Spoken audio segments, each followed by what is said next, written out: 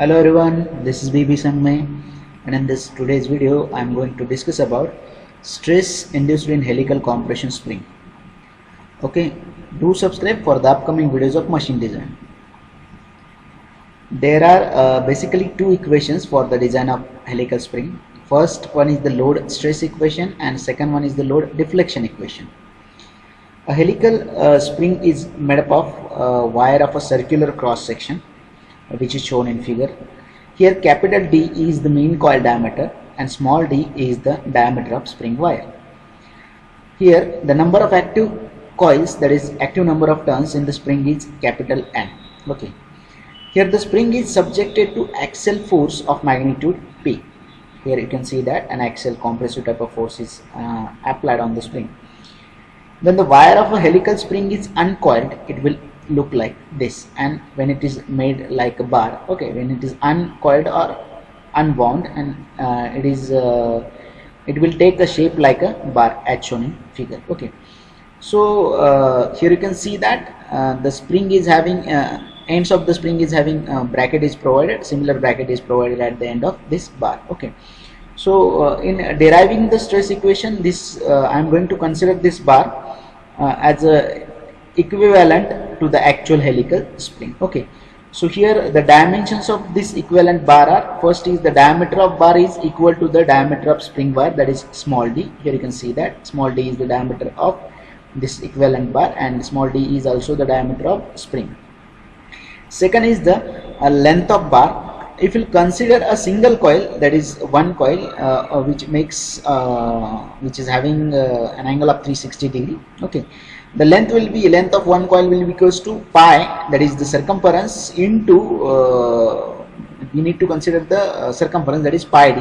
D is the mean coil diameter. Okay, and when you will consider the entire spring, the length will be equals to pi d into number of active turns, that is N, capital N. So here the length of this equivalent bar is actually pi dn. Okay, so here you can see that the bar is fitted with the bracket at each end, and the length of the bracket is equal to, here the length of bracket, you can see that it is equal to the half of the mean coil diameter, or it is the equals to the radius of mean radius of the coil of the spring. Okay, so here the force P is acting at the end of the bracket. Here you can see that as the force P is acting exactly at the center of the spring.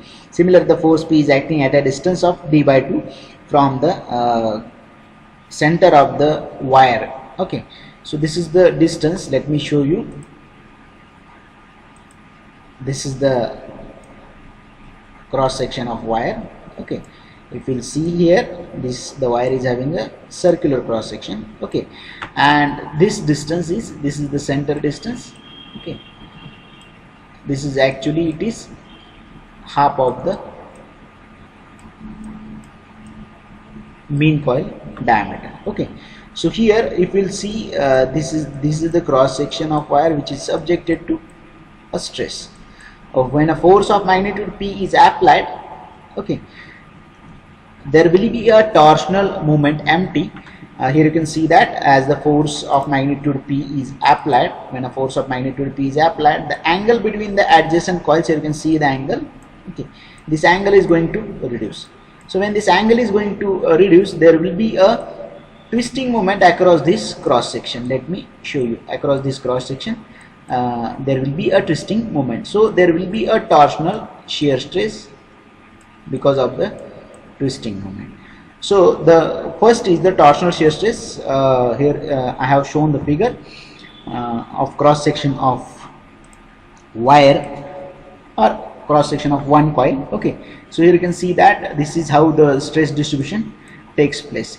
So here this is the torsional shear stress which is induced in the spring wire, okay, of diameter d. Okay, so as we know the formula of torsional shear stress, tau is equals to 16 mt divided by pi d cube. Here the torsional moment mt, we need to calculate the torsional moment. How the torsional moment is calculated? It is equals to force into perpendicular distance. Okay, so here applied force is P and the perpendicular distance, this is the perpendicular distance, which is d by 2. So mt, that is the twisting moment, is equals to P, that is the applied force, into d by 2, it is the radius of coil, or it is the mean coil diameter, half of the mean coil diameter. Okay, so here we have calculated MT. Okay, so this MT is the basic reason behind the torsional shear stress. So the formula of torsional shear stress, as we have discussed in the first chapter, various types of stresses, in that video you can see I have derived the formula of torsional shear stress. Tau is equals to MTR divided by G, and when you put the value of R, that is the radius of spring, and the J is the polar moment of inertia, you will get the formula tau is equals to 16 mt divided by pi d cube. Here mt is the twisting moment, which is which I have shown that, which is how it is calculated. Small d is the diameter of wire. Okay, so let us put the value of mt in this equation. It will be, the equation will be 16 into pd by 2 divided by pi d cube. Okay, the when after simplification you will get it will be 8 pd divided by pi d cube. So this is the torsional shear stress, 8 pd divided by pi d cube, which is equation number 1, which will get induced after the application of force. Okay, so as I have told you that there will be a deflection. Okay, and when you will consider that there will not be any deflection, in that case there is a possibility of failure of spring in a direct shear. Okay, so this is the stress distribution of direct shear stress. This is the cross section of spring wire. So here you can see that this is the second stress. This is the first stress, which is tau 1, which is the torsional shear stress. This is the second stress, which is the direct shear stress. Let me call this as I will call this as a tau 2. Okay, so here you can see that the formula of a direct shear stress is tau is equals to applied force divided by area under shear. So here the applied force is P. This is the applied force. Okay, and the formula is tau is equals to tau 2, that is the secondary shear stress, direct shear stress, is equals to P divided by area under shear. Here the area of cross section of a wire is pi by 4 d square. Here again small d is the diameter of wire. Okay, so the formula will be 4p divided by pi d square. Okay, so what I am going to do, I am going to calculate the total stress induced in the spring, total shear stress. So I am going to add the equation 1, that is the torsional shear stress tau 1 and tau 2, to calculate the total shear stress. Okay, so here for the convenience, what I am going to do, I am going to make the denominator of the equation of 1 and equation 2 similar. Okay, and also somewhat numerator. Okay, so what I will do, you have to observe here, tau 2 is equals to 4p divided by pi d square is equals to multiplied by 2 by 2, there is no any change, multiplied by capital D by capital D, again there is no any change because these both terms will cancel, and multiplied by small d divided by small d. So I have not I did not done any change in this equation. Here you can see that. But why am I doing this? I just want to for the sake of addition purpose, I just want to make the denominator of this equation of tau 1 and tau 2 similar. So it is having denominator pi d cube and numerator 8 pd. Okay, so you have to multiply this 2 with this 4, and here this small d with this small d. Okay, so tau 2 will be equals to, here I have multiplied the numerator by 2, it will be 8pd capital D. So I have used a 1d, so that is why here one term is there at the numerator. Similarly I have multiplied this d to this denominator pi d square, it will be pi d cube, so this will be dy1. Okay, so for this entire term, the equation I am going to write the equation. Here you can see that this equation is having the same numerator as the equation 1, and denominator is also same. So for the remaining term, 1 by 2 multiplied by 1 by d multiplied by d, the equation will be 1 by 2 is nothing but 0.5 d by small d by capital D. Okay, so here this is equation 2. So you can see that I have made the common term 8pd divided by pi d cube in equation number 1 and equation number 2. So let us add the equation number 1 for the torsional shear stress tau 1, and the equation number 2 is for the direct shear stress tau 2. So let us add these two equations to calculate the total shear stress, that is the resultant stress induced in the spring wire. So it will be tau is equals to tau 1 plus tau 2. So here let us add equation number 1 and 2, 8pd divided by pi d cube plus 8pd divided by pi d cube multiplied by 0.5 into small d divided by capital D. Okay, so let us take a term 8 PD divided by pi d cube common. So equation will be equals to tau is equals to 8 PD divided by pi d cube into bracket 1 plus 0.5 d into 0.5 d divided by capital D. So this is the equation of resultant stress induced in the spring. Okay, so this is the equation number 3. So here the next term is shear stress correction factor Ks. Okay, so here in the previous equation you can see that I am going to call this equation as 1 plus 0.5 d divided by capital D. This whole term I am going to consider this as a Ks. So here Ks is equals to 1 plus 0.5 into small d divided by capital D. So the equation will be equals to or the same equation can be written as, because C is the spring index and C is equals to capital D divided by small d, as we have seen in the first lecture in the terminology video. Okay, so C is equals to capital D divided by small d. So the same equation can be written as Ks is equals to 1 plus 0.5 divided by C. So let us put the value of Ks in the previous equation, that is equation number 3. So the equation number 3 is actually tau is equals to Ks, that is 1 plus 0.5 divided by C into 8 PD divided by pi d cube. So students, this equation we can use while designing the spring, while calculating the stress, total shear stress induced in the spring. We can use this equation. Okay, but let me tell you one thing. As we have considered this whole spring and we have uncoiled this spring and we have converted it into equivalent bar of having length pi d into, and that is number of active turns.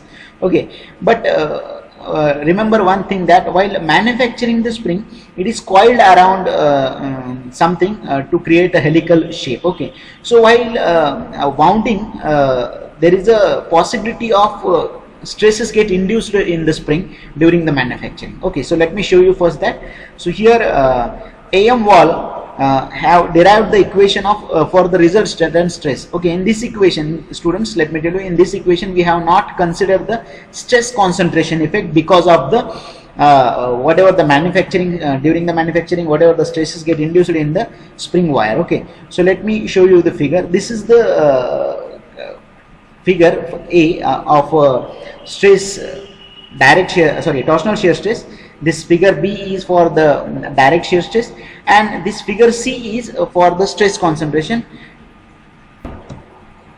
So in figure C you can see that this is the combined effect of direct and torsional shear stress, and also when the spring is bent or when it is wound around something to provide a helical shape, you can see that as here, let me show you.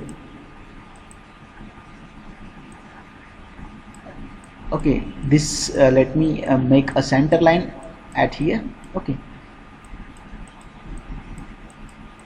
if you see, this is the mean coil diameter, this is the internal area, and this is the outer area. Okay, this one is, if you see that the outer area is the larger one and inner area is the smaller one. So there is because of the lesser area at the inside, there is a possibility of, as we know, that stress is equals to load upon area. So when the formula is actually, the formula of stress is tau or whatever it is load. Okay, load is applied force divided by area is equals to, actually it is equals to stress. Okay, so if you will see that when you increase area, the stress is going to decrease. When you will reduce the area, the stress is going to increase. Okay, so here you can see that the stress distribution pattern for the figure C, when the spring is bent, when the spring is wound around something to provide the helical shape. Here you can see that the stress is maximum, that is whatever the shear stress is there, it is maximum at the inside part, and it is very less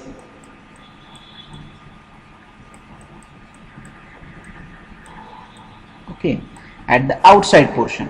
Why? Here you can see that it is because of the stress concentration, because of the during the manufacturing of spring, and the inside part is subjected to some types of compressive forces, and outside part of the spring wire is subjected to some types of tensile forces. And if you consider the area, the inner area is smaller than the outer area. Okay, so the stress will be maximum at the inner area. So this stress distribution or this stress concentration effect is not considered this in this equation. So AM wall derived the equation for the resultant stress, which includes the torsional shear stress, direct shear stress, and the most important is the stress concentration due to curvature. So this is the curvature effect. Okay, so the AM wall have modified this equation. Okay, so the modified equation is tau is equals to, instead of Ks he used the term K into 8 PD divided by pi d cube, but he modified the term K here. Ks is equals to 1 plus 0.5 divided by C. When you will consider the effect of curvature, that is the stress concentration, the equation will be equals to the value of K will be equals to 4C minus 1 divided by 4C minus 4 plus 0.615 divided by C. Okay, so students, remember that when the problem will be, you have to solve the problem by considering the stress concentration, you should use this equation. Okay, when in the problem they will not mention any kind of curvature effect or stress concentration effect, you have to neglect the effect of stress concentration, and you can calculate or you can do the design according to this equation. Okay, so this is for the by neglecting stress concentration, and this one is for the considering stress concentration. Okay, where in this equation C is the spring index, which is calculated by capital D by small d, which is the ratio of mean coil diameter to the diameter of spring wire. Okay, thank you.